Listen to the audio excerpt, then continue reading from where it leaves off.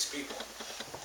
I hate to second guess the Pawnees themselves, but I don't think there were that many. But anyway, after the contact with white men, their fortunes started downhill. They had a lot of bad luck. A lot of them died from these diseases. Bill mentioned the Sioux. The Sioux killed a lot of them. Some of them just died from starvation and disease. When the federal government moved them to Oklahoma in 1875, there was less than 4,000 of them left. So they went from maybe, say, 15 or 20,000 of them in 1800 to 4,000 75 years later. In the 1900 census of the reservation in Oklahoma, there were 633 full-blooded Pawnees left. Now, today they say they have about 3,200 enrolled members in the tribe down there in Oklahoma. The white men were bad medicine for not only the Pawnees, but all of the Native Americans. I don't like the word Indians. The reason we call them Indians is because when, what's his name, Cristobal Colombo, something like that, got here in 1492, he was lost. He didn't know where he was, but he thought he might be in India, so he called the people that he met here Indians. And that's, I don't think is right. I prefer to refer to them as Native Americans. Now, that's probably enough about the Pawnee for now. Let's go back to maybe the year 1000 AD, or about 1,000 years ago. There was a race of people that lived in this part of the country referred to as the Itzkeri. I don't know where that name came from, the Itzkeri, and I don't know what it means. The archaeologists and so on talk about the Lower Ute phase of the Central Plains tradition, which is just a big fancy name. These people lived in earth-covered lodges, a lot like the pictures that Bill had up there, only these earth-covered lodges were smaller and they were more square or rectangular than the later Pawnees. We have some property in Howard County. It's about 2 miles north of the Skeety site that Bill talked about where this human sacrifice was. And for years we picked up stuff on the surface. A lot of flint chips, broken pieces of flint, and a lot of broken pieces of pottery, like this. We always assumed it had something to do with that site a couple miles south of us. But we found out in 1981, a man from the State Historical Society came out and looked. He said, this stuff is not Pawnee, this is much older. And then he told us about these Itzkeri people. Now all of this stuff you see here is stuff that was buried in one of these lodge sites that we found. The prairie dogs came into this hillside and they dug their burrows, set up a prairie dog colony there. And they actually dug up some of these pieces of pottery and some charcoal and a few other things. That was the clue that there was a lodge site there. And we dug down in one afternoon, the first afternoon we dug, we found probably 20 pounds of these pot jars there. This pottery, they call it cord roughened pottery, and if you look close you can see a lot of striations, lines in there. The theory is, and nobody knows for sure, this is all an educated guess, that they made this out of the local clay, and of course it had to be wet to work it. And it was very sticky, it would stick to their hands. So what they do, they made wooden paddles, and then they took grass and wound it into cords or strings, wrapped it around those wooden paddles, because that clay wouldn't stick to the grass. And that's where the striations came from. Some of these are rim shards. You see, this is the top. This is the top of that pot. And the rest of the pot was, you know, it was a fair-sized vessel. They made this out of a local clay, and like I said, it was all wet when they worked it. And for years, I probably got maybe 1,000 of these pieces. Ever since I started digging these up, I've always looked for a fingerprint.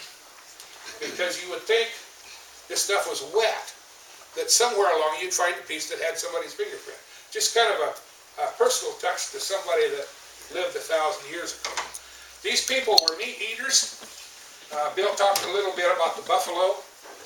We know that these people up there in our place killed buffalo. There's the knee joint, front knee of a buffalo that we dug up at this site. This is a scapula, a of a scapula, shoulder blade of a buffalo. These were very common. A lot of people, not just the Pawnee, used these as tillage tools, like a hoe. Okay, this is one of my favorite pieces right here. Anybody want to take a guess what that is or what it was originally? You were first.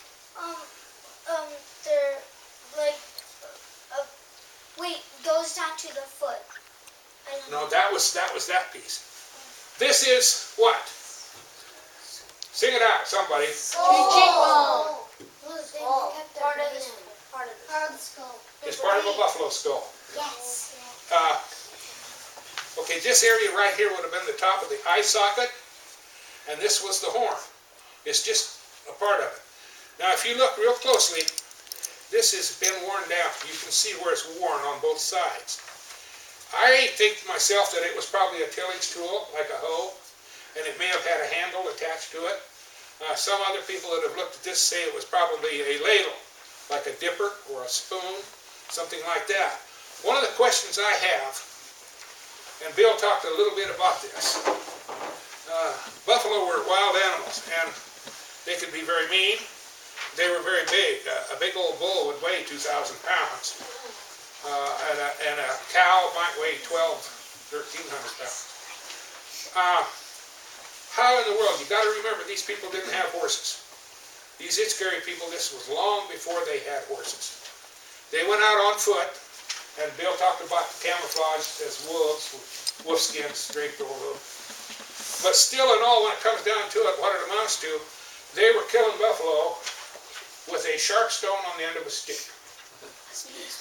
That's what it amounts to. Now, they butchered these buffalo, and they say average buffalo would yield between 400 and 600 pounds of usable meat. Then on top of that, you had the hide, which would weigh another 50 or 75 pounds. Now, they couldn't have been too far away from home, because how would they get all that meat back home? Even from one buffalo. And if they went out and killed 10 or 15 buffalo, how did they get all that stuff home? But, that'd take a lot of dogs to carry that much. I don't know, but they made it work. Now, you talk about getting around. This is a piece of flint, and they would take another, like a hammerstone or a celt, a hand axe.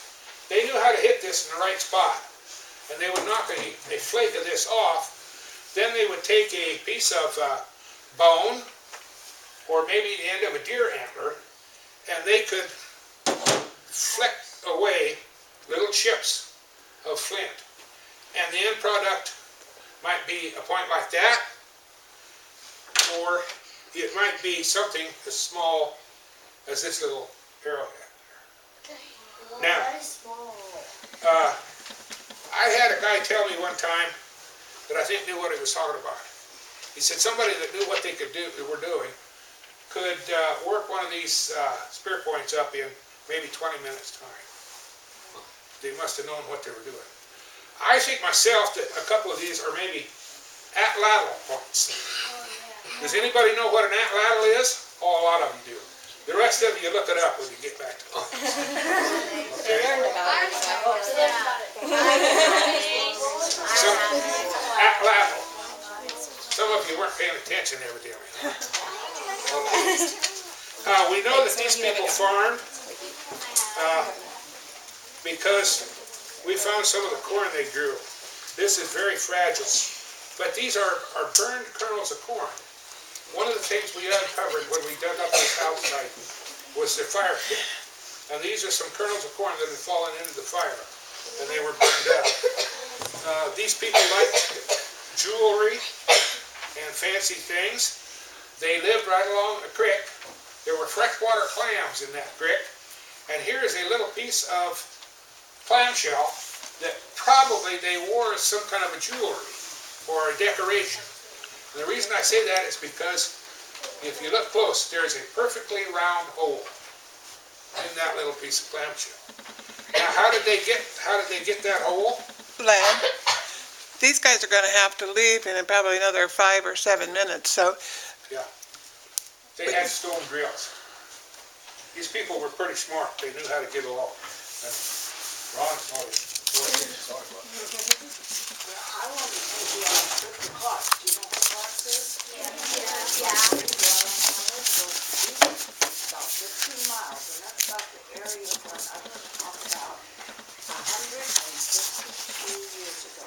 There was no park, there were no roads, there were no schools, there were no buildings, there were no white people living there.